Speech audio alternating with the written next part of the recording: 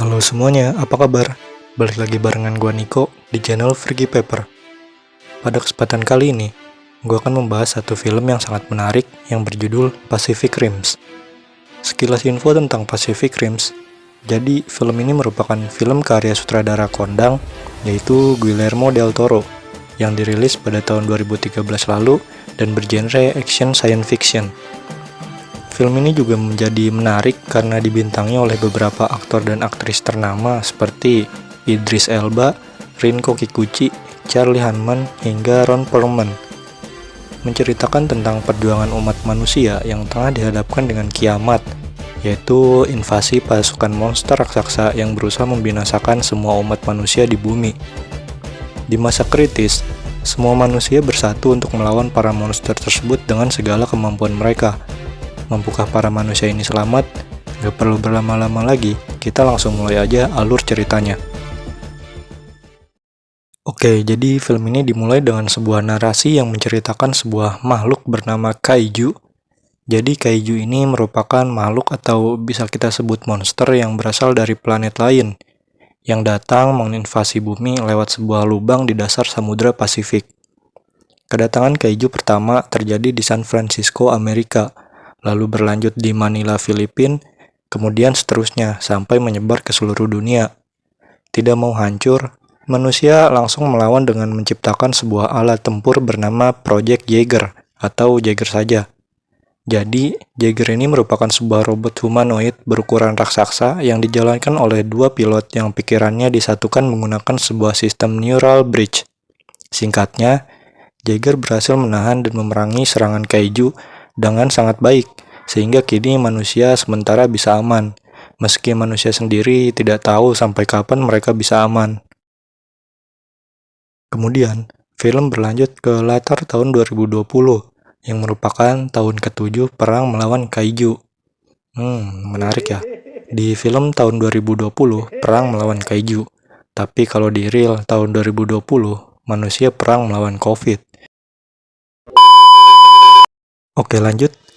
Di sini ada sepasang adik kakak bernama Raleigh dan Yancy Beckett, yang keduanya merupakan pilot dari Jaeger dengan codename Gypsy Danger. Mereka yang sedang istirahat dibangunkan karena adanya serangan Kaiju di dekat Alaska. Mereka langsung melakukan persiapan menaiki Jaeger mereka. Di sini, proses pilot menaiki Jaeger cukup mengingatkan gue ke adegan di film Iron Man pertama, ketika Tony Stark memakai Iron Suit-nya. Tapi lebih megah karena ukuran Jaeger sendiri puluhan kali lebih besar. Singkat cerita, setelah menaiki Jaegernya dan melakukan penyatuan pikiran dengan dipimpin atasan mereka yang bernama Marshall Pentecost, kedua pilot tadi yaitu Raleigh dan Yancy langsung berangkat ke posisi Kaiju berada. Setelah menembus badai di lautan Alaska, Jaeger Gypsy Danger akhirnya sampai di posisi Kaiju yang memiliki codename Knifehead. Di sana ternyata ada satu kapal nelayan yang terjebak badai dan sedang diserang oleh Knifehead. Tak lama kemudian, Gypsy Danger datang dan langsung menyelamatkan kapal nelayan tersebut. Pertarungan antara Jaeger Gypsy Danger melawan Kaiju Knifehead pun berlangsung seru. Awalnya, Gypsy Danger berhasil melumpuhkan Knifehead. Namun, Ketua Marshall mengatakan bahwa Knifehead masih hidup karena radarnya masih terlacak sensor di markas pusat. Alhasil, Ketua Marshall meminta Gypsy Danger untuk membawa kapal nelayan tadi dan kabur langsung dari sana. Sayangnya, sebelum sempat kabur, Gypsy Danger mendapat serangan kedua dari Knifehead, yang berujung tewasnya kakak dari Raleigh yaitu Yancy. Meski seorang diri, beruntung Raleigh pada akhirnya bisa mengalahkan sang Kaiju Knifehead. Kemudian, beberapa jam sejak kejadian tersebut, Gypsy Danger dengan Raleigh di dalamnya terdampar di pesisir laut Alaska dengan kondisi yang sangat parah. Warga setempat yang menemukannya langsung membantu Raleigh. Setelah itu, opening film Pacific Rims pun muncul. Lalu, kita langsung melangkah ke 5 tahun setelahnya. Di sini Ketua Marshall sedang melakukan rapat dengan para petinggi negara di seluruh dunia. Pada momen ini, para petinggi negara merasa bahwa Project Jaeger sudah tidak lagi mampu menahan serangan Kaiju. Alhasil, mereka pun membuat rencana baru, yaitu dengan membuat sebuah tembok super raksasa yang diberi nama Project Tembok Kehidupan. yakni sebuah tembok besar yang mampu menahan area aman dari serangan kaiju.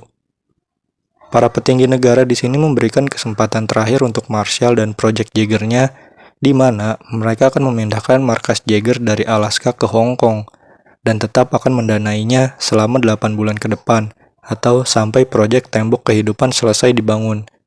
Namun, setelah itu Project Jaeger akan di-stop oleh pemerintah dunia. Ini artinya, Marshall dan Project Jaeger hanya punya waktu 8 bulan saja untuk bisa benar-benar memusnahkan kaiju dari muka bumi sebelum akhirnya Project Jaeger dihentikan. Kemudian, kita berpindah ke proyek tembok kehidupan yang sedang dibangun di kawasan Sitka, Alaska. Di sini ada Raleigh yang ternyata pasca hampir tewas di insiden 5 tahun lalu, kini ia menjadi salah satu pekerja di proyek tembok kehidupan, bukan sebagai arsitek ataupun kepala regu, melainkan sebagai seorang pekerja bangunan. Saat istirahat, sebuah siaran TV menayangkan berita bahwa ternyata tembok kehidupan yang sudah selesai dibangun di Australia tetap bisa ditembus oleh kaiju. Beruntung, saat itu kaiju tersebut bisa dikalahkan oleh Jaeger dengan codename Striker Eureka. Ini membuktikan sebenarnya Project Jaeger lebih menjamin daripada proyek tembok kehidupan. Tak lama kemudian, Ketua Marshall datang ke tempat kerja Raleigh. Dan di sini Marshall menawarkan Raleigh kembali menjadi seorang pilot Jaeger. Awalnya Raleigh menolak karena masih merasa trauma.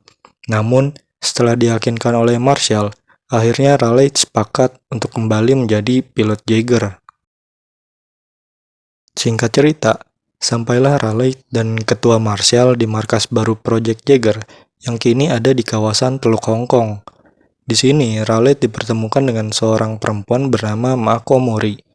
Ia adalah insinyur yang mengurus perbaikan Jaeger Gypsy Danger dan juga calon wakil pilot Raleigh menggantikan kakaknya Yancy. Setelah perkenalan, Raleigh dibawa masuk dan ia bertemu dengan dua ilmuwan gila bernama Dr. Gottlieb dan Dr. Geisler. Dua ilmuwan ini merupakan tim riset Project Jaeger yang uniknya, meski di kubu yang sama, tapi keduanya punya cara dan pandangan berbeda terkait bagaimana cara menghentikan kaiju. Ketua Marshall lalu mengajak Raleigh berkeliling sebentar memperlihatkan beberapa Jaeger yang tersisa. Pertama, ada Jaeger dengan codename Crimson Typhoon, merupakan Jaeger dengan ukuran terbesar dan dijalani oleh 3 pilot sekaligus, yakni Wei Tang bersaudara yang merupakan kembar 3. Lalu ada juga Cherno Alpha, Jaeger terberat dan tertua, dijalankan oleh 2 pilot, yakni Sasha dan Alexei Kaidanovsky, yang merupakan seorang adik kakak dari Rusia. Lalu yang ketiga, ada Striker Eureka, Jaeger tercepat di dunia, dengan pilotnya yang merupakan anak dan ayah, yaitu Herc dan Chuck. Setelah itu, Marshall memberitahu rencananya secara singkat, yakni memasang bom termonuklir berkekuatan besar di punggung Jaeger Striker Eureka. Kemudian, meledakannya di lubang terusan, yang merupakan portal tempat para kaiju keluar masuk. Sementara para Jaeger lain, nanti fungsinya akan menjadi pertahanan agar Striker Eureka bisa masuk ke lubang terusan dengan mudah.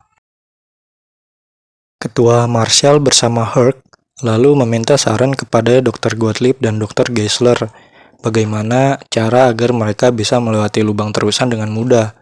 Di sini, Dr. Geisler memberikan hasil kerjanya berupa prediksi waktu kapan serangan kaiju selanjutnya akan muncul, sehingga Ketua Marshall dan pasukannya bisa mempersiapkan strategi yang matang. Sementara Dr. Gottlieb memiliki rencana lain, yaitu ia berencana menghubungkan pikirannya dengan pikiran kaiju dengan menghubungkan sebuah alat ke otak kaiju, yang tujuannya adalah agar manusia tahu maksud dan kedatangan kaiju menyerang bumi. Namun, karena merasa rencana Gottlieb sedikit terlalu ekstrim, pada akhirnya Ketua Marshall lebih memilih rencana yang dibuat oleh Dr. Geisler. Kembali ke Raleigh, ia diajak Mako Mori untuk melihat kondisi Gypsy Danger yang masih dalam perbaikan dan pembaruan. Ia lalu bertemu juga dengan kawan lamanya yang merupakan tangan kanan Ketua Marshall yang bernama Tendo. Setelah itu, Mako bertemu dengan Ketua Marshall untuk meminta izin menjadi wakil Kapten Raleigh bersama Gypsy Danger. Tapi karena satu dan lain hal, Marshall tak memberikan Mako izin untuk menjadi wakil Kapten Gypsy Danger. Kemudian, setelah makan siang, Raleigh masuk ke sesi latihan bertarung untuk menajamkan kembali kemampuannya bertarung. Merasa kurang puas karena lawannya terlalu lemah, Raleigh yang tahu bahwa Mako adalah salah satu murid terbaik Martial, lantas mengajaknya latih tanding. Pertarungan sengit terjadi antar keduanya, dan akhirnya dimenangkan oleh Mako. Di sini, Raleigh kemudian meminta Mako menjadi wakil pilotnya. Akan tetapi, seperti biasa, Martial tak memberinya izin. Berpindah ke Dr. Gottlieb, setelah rencananya ditolak, ia berusaha menguji coba sendiri rencananya dengan menghubungkan otak kaiju yang ada di markas Jaeger yang sudah sedikit rusak dengan pikirannya menggunakan sebuah alat.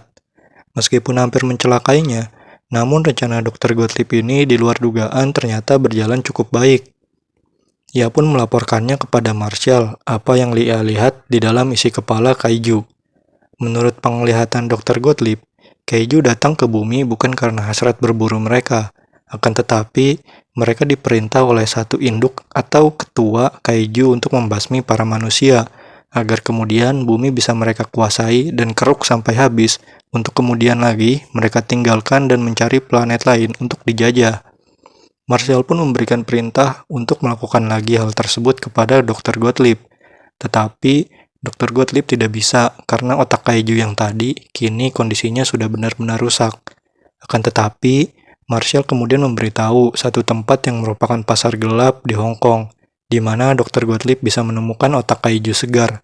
Tanpa basa-basi, Dr. Gottlieb langsung meluncur ke tempat tersebut. Singkat cerita, Gypsy Danger pun sudah selesai diperbaiki, dan kini sedang memasuki fase tes. Raleigh sudah bersiap sebagai pilot utamanya.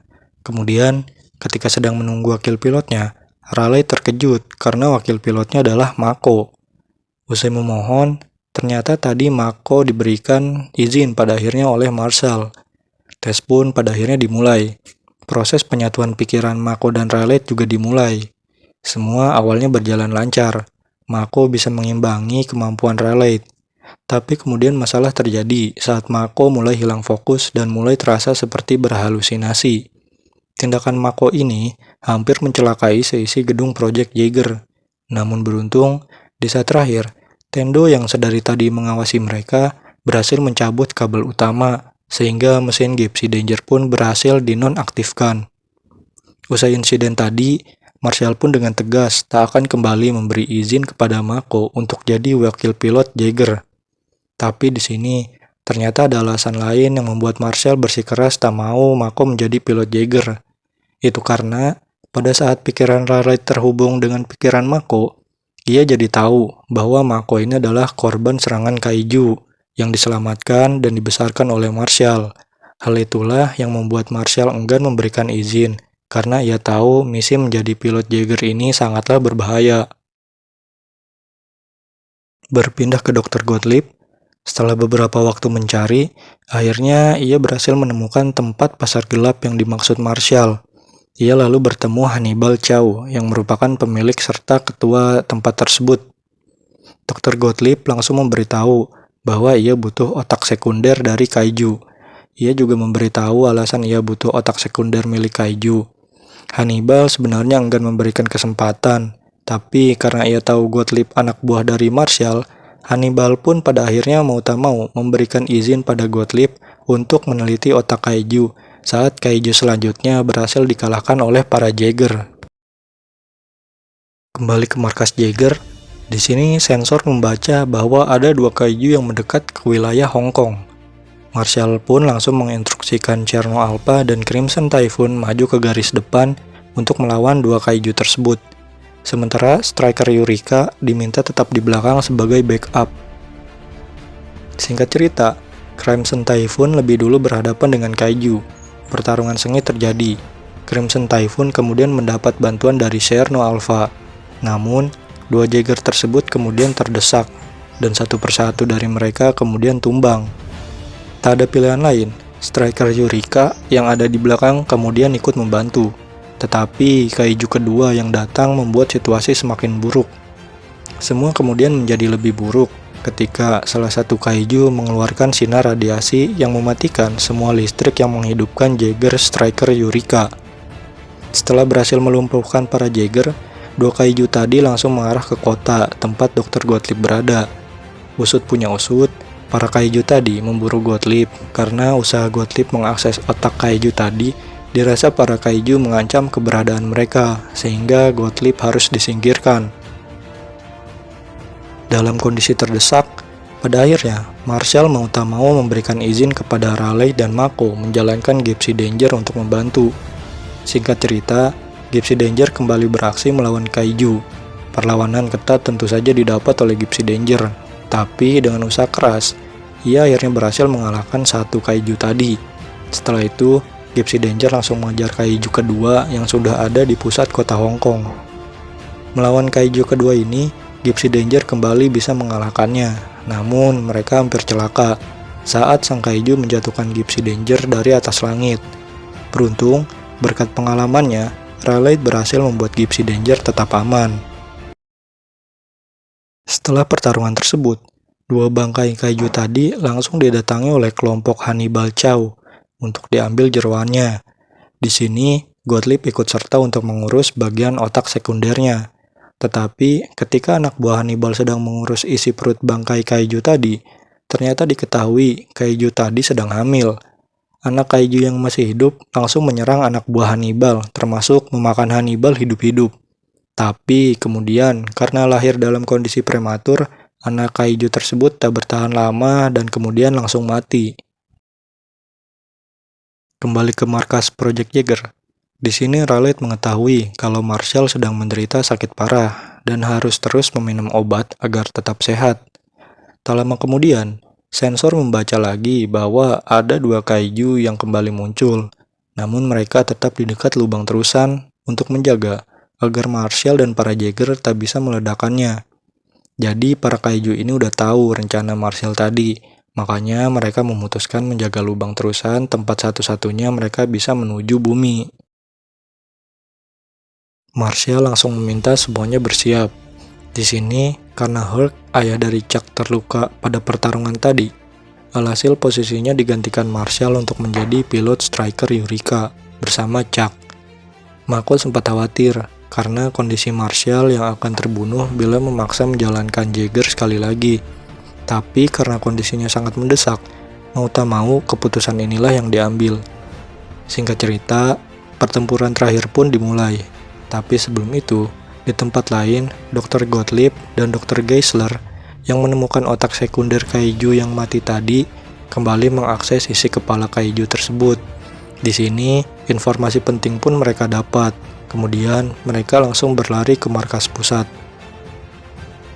Kembali ke para Jaeger, kini mereka sudah dalam perjalanan menuju lubang terusan yang ada di bawah Samudra Pasifik.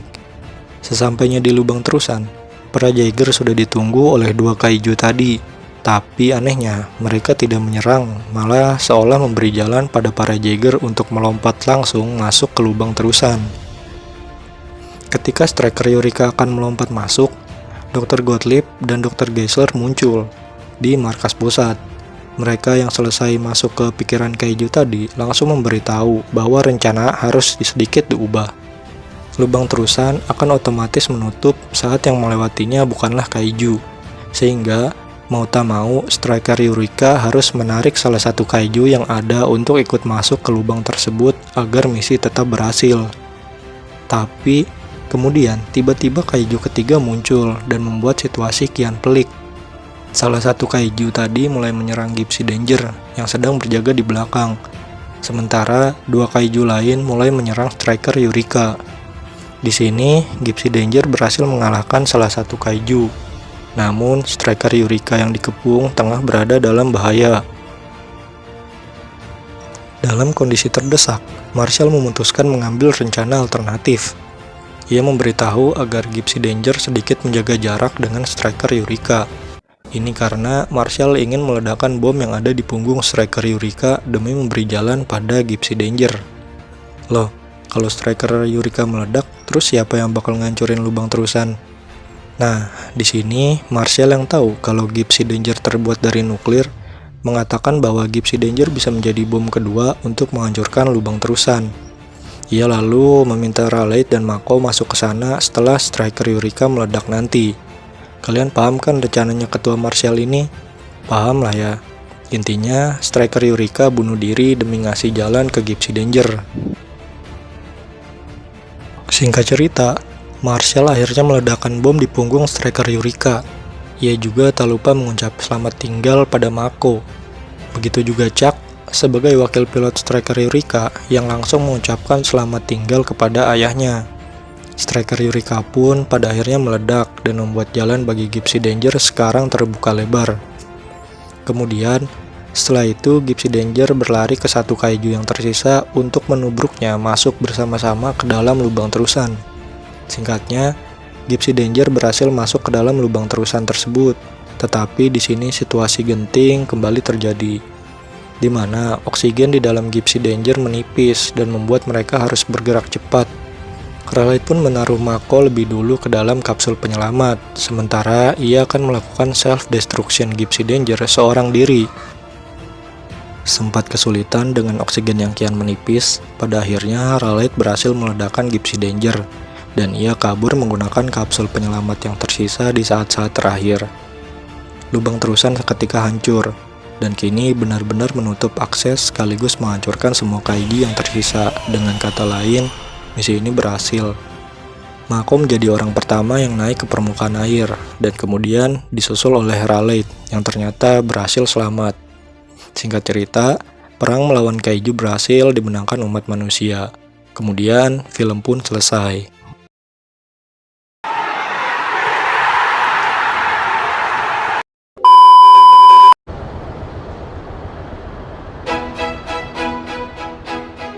Itu dia rangkuman alur cerita dari film Pacific Rims, sebuah terobosan baru bagi sutradara Guillermo del Toro, yang sebelumnya lebih terkenal dengan film horor dan thrillernya. Menurut gue pribadi, film ini cukup menghibur, terutama setiap kali Jaeger dan Kaiju terlibat pertarungan. Jalan ceritanya cukup menarik meskipun sangat fiksi, tapi tetap worth to watch berkat visual yang megah. Gue pribadi memberikan film ini nilai 7/10. Terima kasih semuanya yang sudah menonton video ini. Mohon maaf kalau masih banyak sekali kekurangan. Jangan lupa tinggalkan kritik dan saran atau request kalian di kolom komentar. Like dan share juga video ini, serta jangan lupa subscribe channel ini untuk konten menarik lainnya. Sekian, nama gua Niko. Wassalamualaikum warahmatullahi wabarakatuh.